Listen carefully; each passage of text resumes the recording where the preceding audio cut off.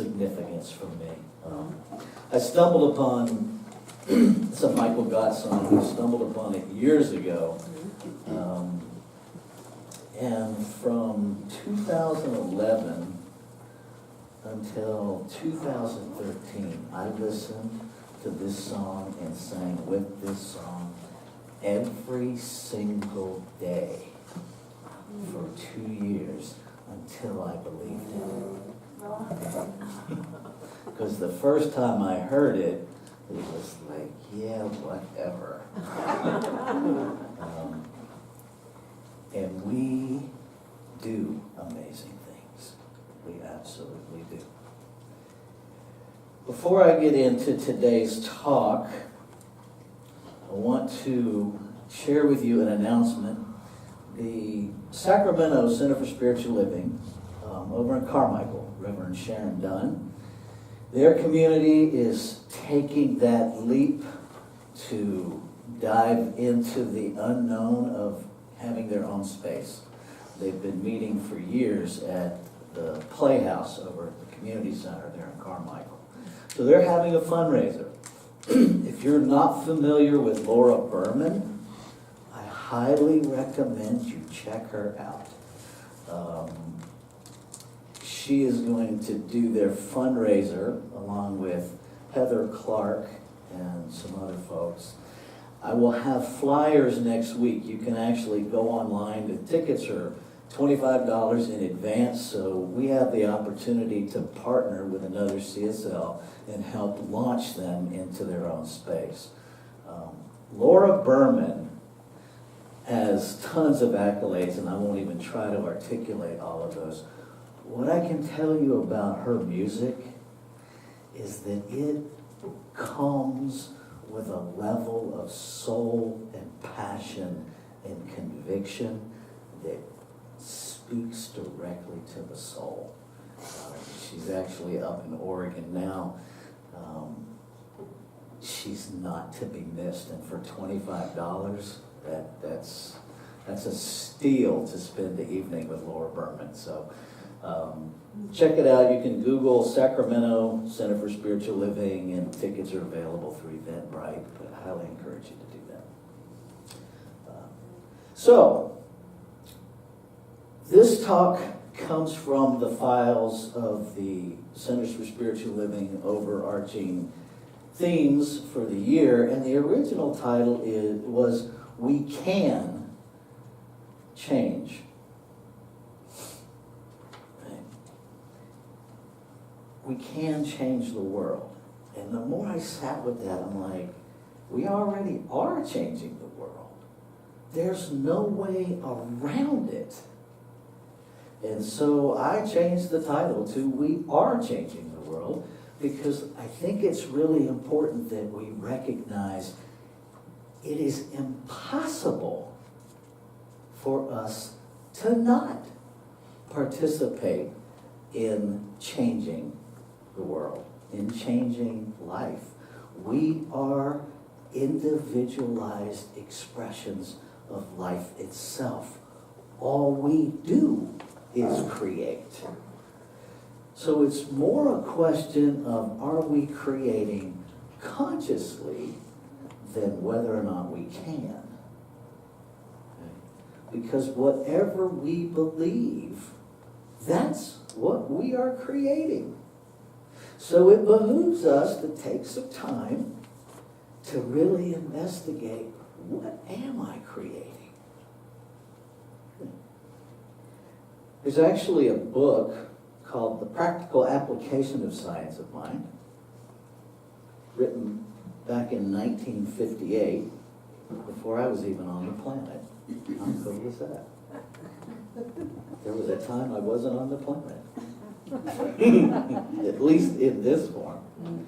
So on page 49, second paragraph, it says this: there is an irresistible universe and divine urge within us to be happy, to be whole, and to express the fullness of life.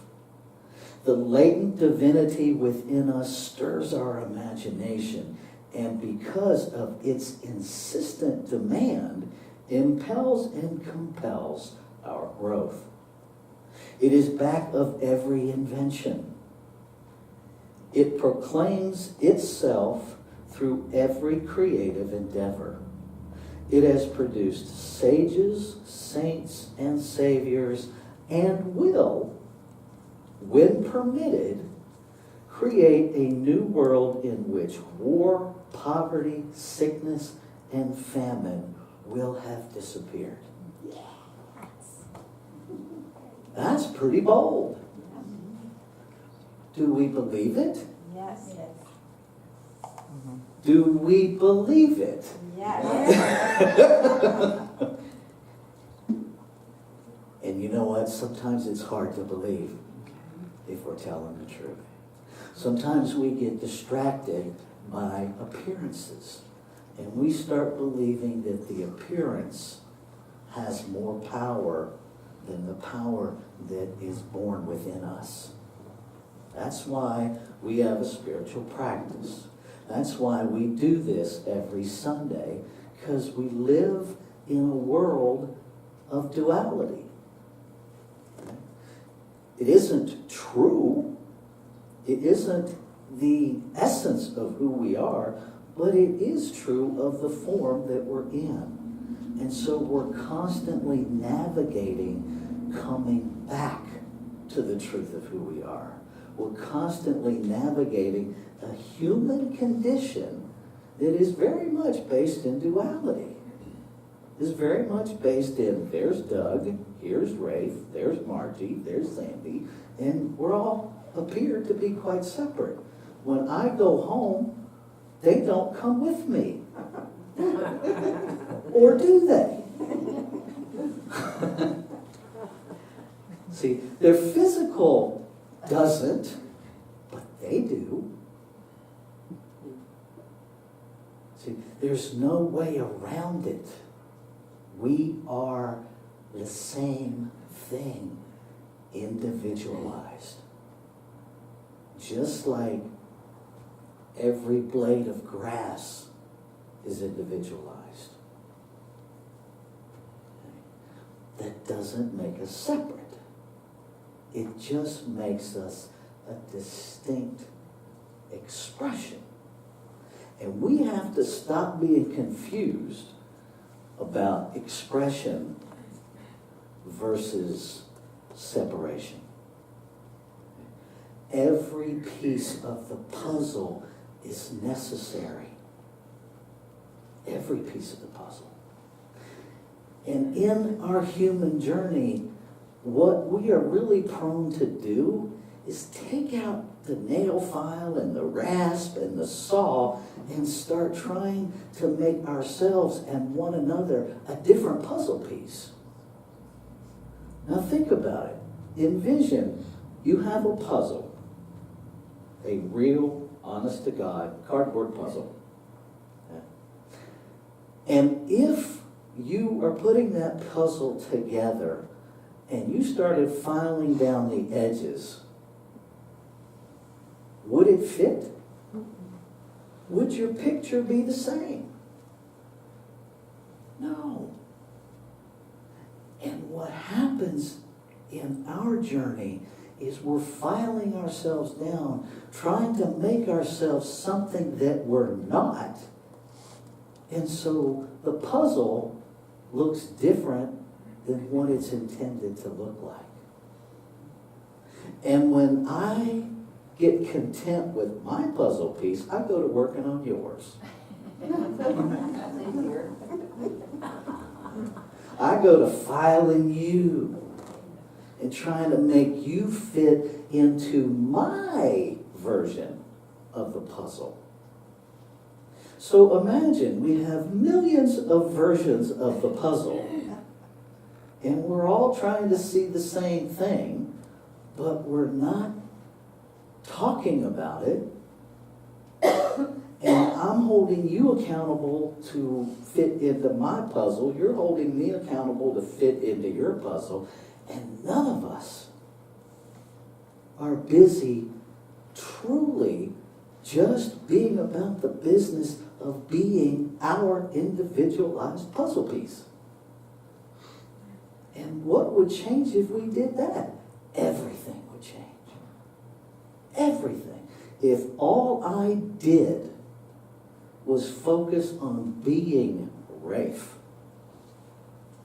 the true, authentic Rafe, the Rafe that whispers from way deep inside, without any concern about what you think this piece of the puzzle should be, then I'm doing my part to put together the puzzle of the whole. And if I leave you alone and quit correcting you and quit telling you what to look like and how to look like it and when to look like it and where to stand and how to stand and what to say while you're standing there, being my idea of you as the puzzle piece, then I'm loving you. See, there's nothing loving about me telling you how to fit into my puzzle. That's not love, that's control. And it's limited control, it's conditioned control. Okay? There's a story, and I'm sure some of you have heard it. It's the starfish story where the little boy's walking on the beach and all of these starfish have been washed up on the shore. And he's walking along, flinging starfish back into the ocean, and somebody approaches him and says, "What are you doing? You can't really make a difference." And long story short, he just grabs one and he flings it and he says, "Makes a difference to that one."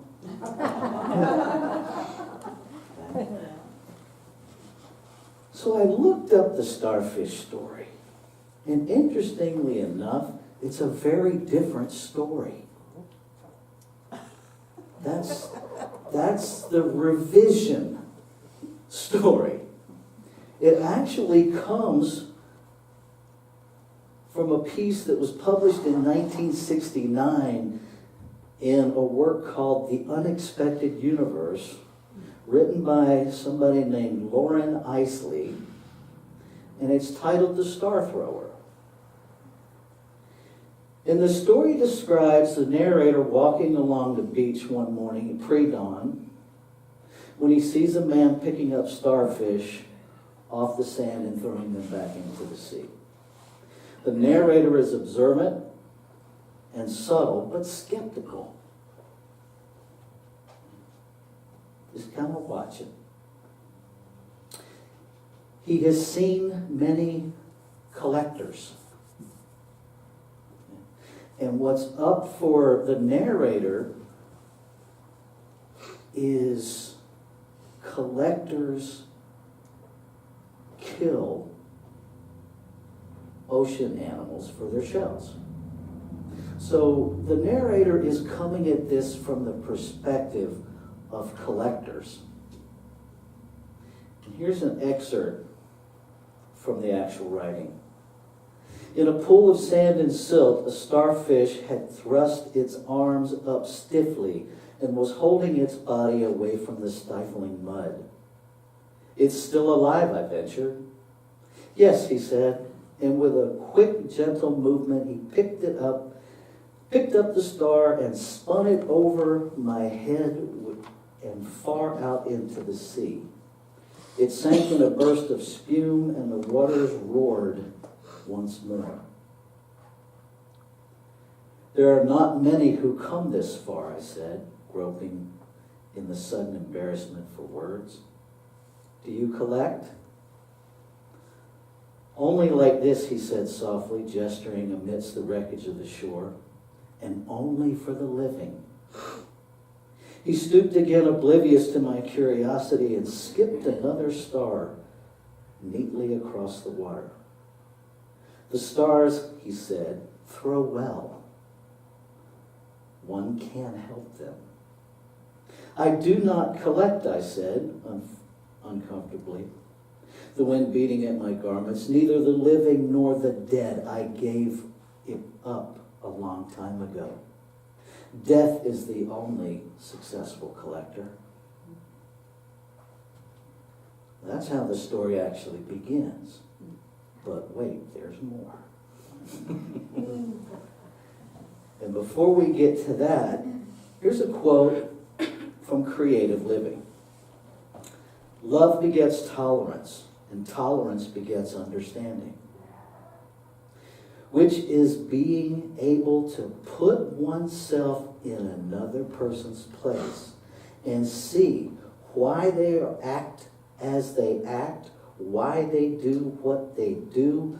Thus, love can create a better world in which to live. It is the one power which can and must bring peace to a changing world. Now, the person on the shore saving the starfish didn't correct or vilify the person who was very clear, I've given up. I've given up helping. I've surrendered to this lie that death is the only successful collector. Didn't correct them, just kept being who they were. Just kept flinging starfish. Led by example, lived their truth. So the story goes on.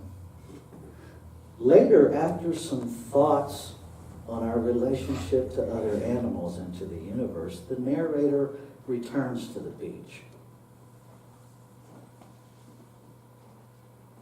On a point of land, I found the star thrower. I spoke once briefly. I understand, I said. Call me another thrower. Only then I allowed myself to think, he is not alone anymore. After us, there will be others. Perhaps far outward on the rim of space, a genuine star was simultaneously seized and flung.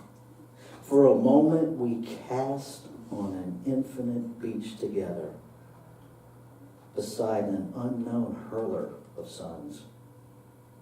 We had lost our way, I thought, but we had kept, some of us, the memory of the perfect cycle of compassion from which life to death and back to life again. When we live by example, when we live our truth, when we take the time to simply be, to understand one another, instead of vilifying one another, instead of blaming one another, instead of being angry with one another, if we simply show up with love and be the greatest expression of divinity that we are sent here to be, it allows other people permission to find themselves. The star thrower was just busy being the star thrower. And when the star thrower met the narrator on the beach with just openness, just listened, what it created was space for that narrator to go back and think about it. See, when we throw words at one another, when we hurl judgments at one another, we stop one another's process. If we just ring the bell of truth and let it resonate, let it do its job, let it talk to itself, because folks, that's what's inside of us. We can't silence it. It's that thing that talks to us in the spaces between words, where we know something we're not sure we know how to know. And we're not sure what to do with it. And if we will just make room for one another, it will inform us as individualized expressions what is ours to do. if we will just stop dictating to one another what we're supposed to look like and love each other, we support that inner voice coming forward. We do it by example. We do it by giving it space. We do it by allowing, if you will. Now, that doesn't mean we turn a blind eye to the abuses that happen on our planet. But what it does mean is that we deal with the behavior, not with the person. I'm reminded in this moment, Malcolm X just popped into my head, one of my favorite Malcolm X quotes. Never condemn someone for not knowing what you know as fast as you know it. There was a time you didn't know it either.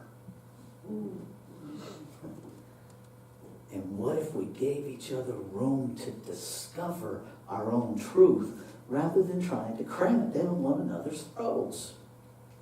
It's not my job to tell you who you are.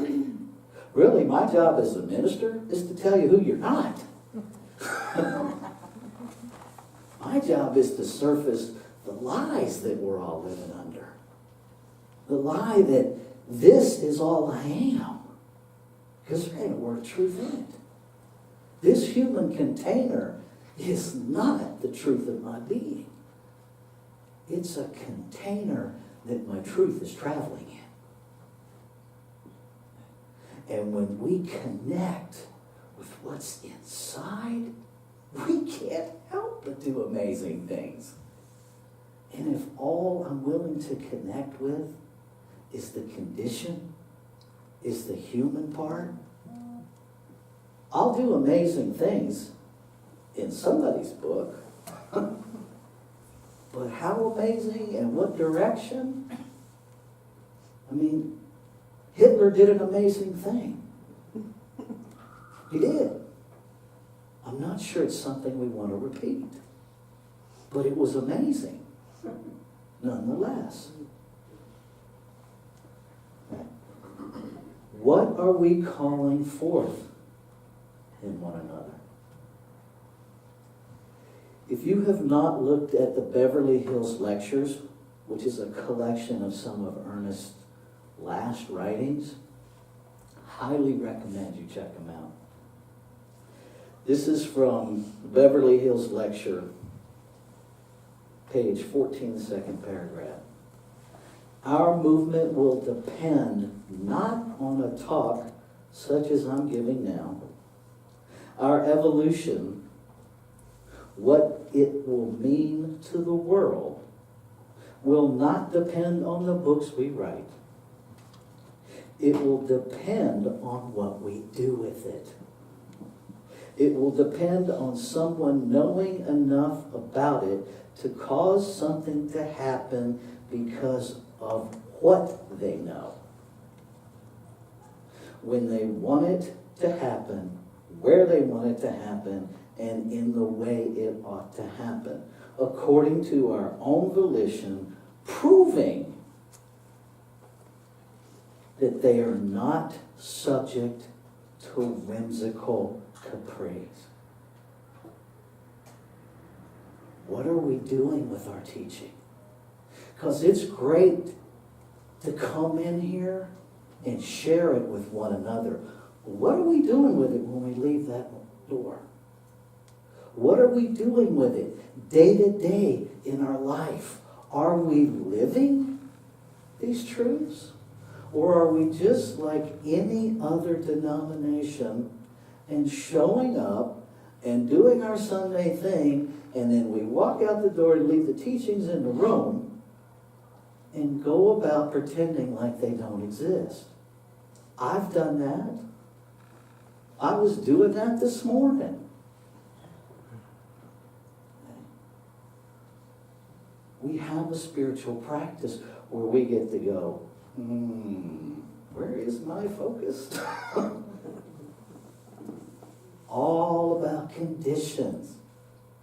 All about focused outside of myself on comments made by someone that I found offensive and profoundly ignorant and lacking any modicum of leadership. Now, I can stay there, but if I do, I am participating in creating more of that. Is that really what I want to do? See, we are changing the world, folks. We are. And we get to choose what we put in the soup. And if I don't like what somebody else is doing, why in heaven's name would I spend my time focused on it, ruminating on it, feeding it fertilizer so that it grows? It's either because I'm ignorant of the truth of how life really works, or because in that moment I have chosen to focus on their piece of the puzzle and take out my file. I'm going to make you who you're supposed to be because you're not acting right. Maybe it's just me, but I don't think I have a market on this. And so the invitation before every one of us, breath to breath, what are you focused on? The good news and the more challenging news is whatever you're focused on is your belief. Stop making it about somebody else. Nobody can make you think anything you don't already think. Can't happen. So when those things come up, you have tools. Use them.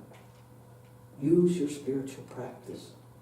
Find whatever words work for you. For me, the minute I catch myself there, the first thought is, ain't a word of truth in it. And that stops me. Now, what is true? And I go back to the basics. That I am an individualized expression of divinity. That everything that it is right here. And if that is true for me, it is true for everyone. The Bible says that God makes it rain on everybody alike. God didn't go, Rafe gets this much of me, and I'm going to give Doug this much. It's not how it happened. We all have the same amount, and that amount is all. We don't have a little bit of the divine in us. We have all of it in us. That's the power that we have. What are we doing with it? If you don't like the world you're living in, get about the business of changing it. Focus on what you want. Focus on it until that is the only thing we focus on. That's what will turn this ship around. And that's the only thing that will turn it around. We can't focus on it on Monday, Wednesdays, and Fridays. And then the other 4 days we indulge.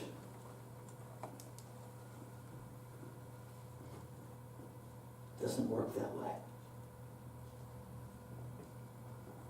Every minute of every day, the invitation is to hold ourselves accountable, to show up as the unique puzzle piece that is us, that is me, that is you, and get out of everybody else's business. Let's take this into prayer. Knowing that there is only one infinite, ever-present source. That this one source is perfect love, perfect peace, infinite abundance, infinite intelligence. It is that thing out of which all life is created. It is that order that holds it all together, because it is all there is. No separation, just one, individualizing itself, expressing its amazing diversity as all form, as all life. This is the truth of who and what we each are.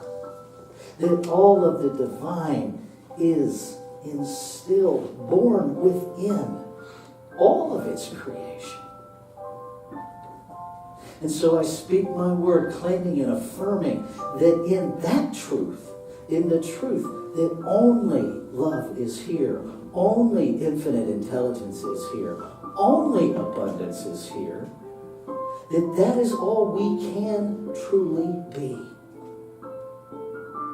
And so I speak my word, calling forth that within all of humanity. The rest of nature has it figured out. And so I say yes to being the perfect Rafe. And I say yes on behalf of every human being, that each one of us steps into the greatest expression of us that we can possibly be. And that as we do that, we don't have to think about healing this world. It just heals. It just happens because it can't not happen. So grateful. So grateful that in the truth of being, that as it is spoken, it is done. My word cannot return void. And so it is spoken, it must happen. We are healed. And so now we move into the evidence of that. Grateful that it is already so. No waiting. No ifs, ands, or buts. It is so. And I invite anyone who resonates with this and is standing in their yes to join me as we say together, and so it is.